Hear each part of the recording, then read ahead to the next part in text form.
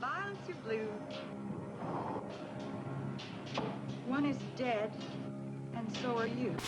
Oh, hi there. I didn't quite see you. Let me ask you a question. Do you like Valentine's Day? Do you like slasher films? Do you like horror movies? Well, in that case, let me welcome you to another edition of Beyond the Real. My name is Alex, and today we'll be talking My Bloody Valentine.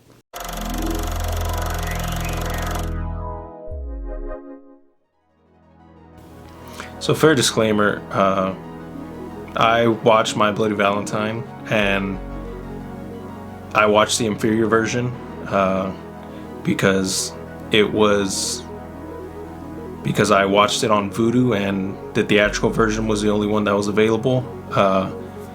So yes, that is the one that was butchered by the MPAA. That is fairly tame and has some censorship on it. So with that out of the way, let's get down to it. So My Bloody Valentine was released in 1981, and the plot centers around this social that's going to happen on Valentine's Day 20 years after this tragedy.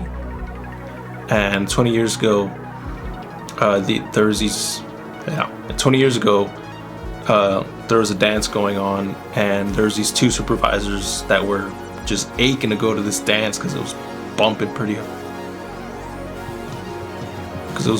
hard apparently. And yeah, they ended up not doing what they're supposed to do, leaving some of the miners in the mine, and pretty much indirectly because of that, an accident happened, and some of those miners were trapped, and there was only one survivor.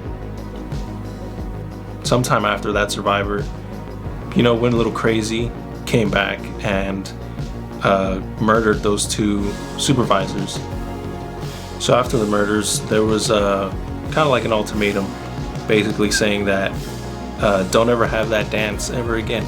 So earlier, whenever I stated that I watched the inferior version that was butchered by the MPA, I do feel it's important to get that out of the way, because for reasons, I don't want to get into it, because for the most part I like to keep politics out of this, but basically there's a lot going on at the time about violence in movies and just violence in general, so a lot of the violence in the film was toned down a bit.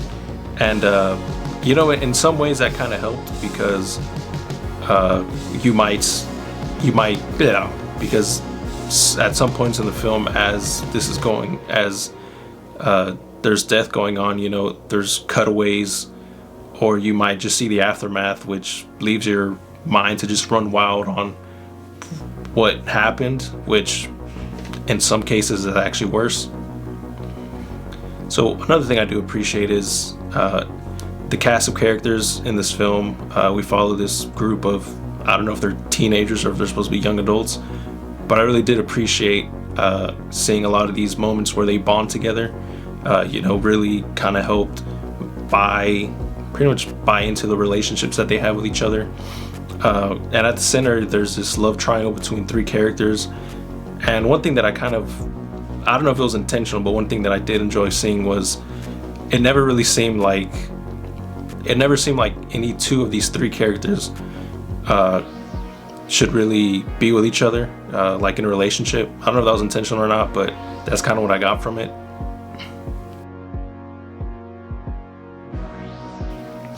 And there's one scene with the characters of TJ and Sarah that I want to highlight, because it's got great music, great scenery, the acting's pretty okay, and it's very much a scene that you could cut out of this movie and put into pretty much any other drama romance film, and it'll fit very well.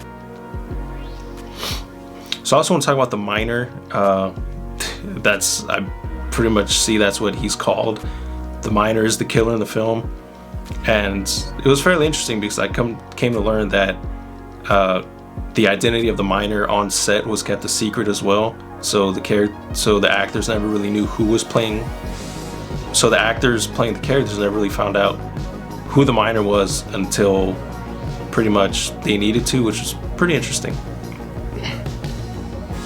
And yeah, the miner, there's something about the miner because it's very intimidating because, you know, the miner, he's a miner, you know, it's exactly what you would expect a modern day miner to look like.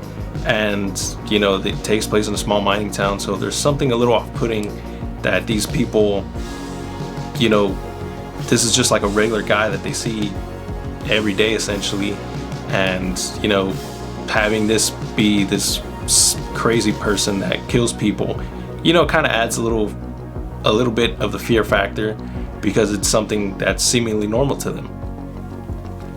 I mean, appearance wise.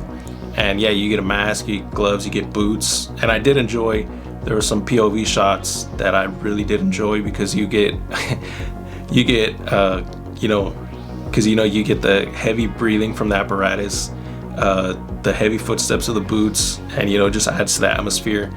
And speaking of atmosphere, the location itself of the mine and the small town, you know, really built some atmosphere for the film.